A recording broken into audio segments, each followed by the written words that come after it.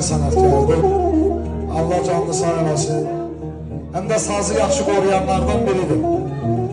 Elə sazı qorumağın özü bir böyük sənətkarlıq tələb edir. Sazın həmişə sinəndə olsun, ay Sərcan. Var olasan. Dağlar əhli yaxşı bilir, əyirlər.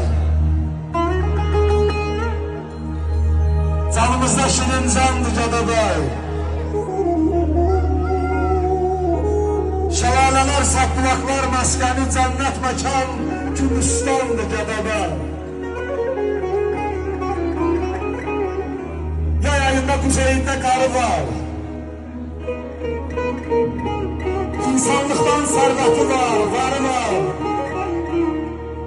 Melik, Seyat kimi ustadları var, dünya boyda bir dastandı Gədəbəy.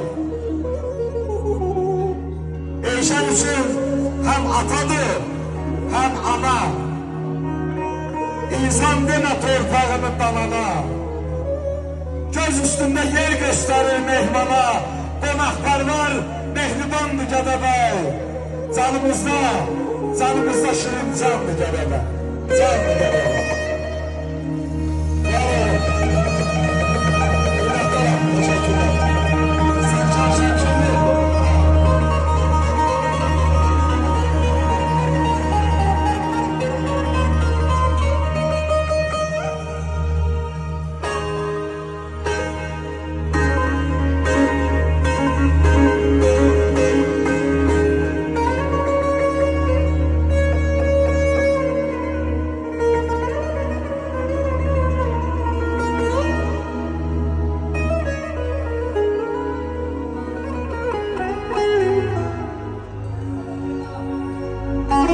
Thank you.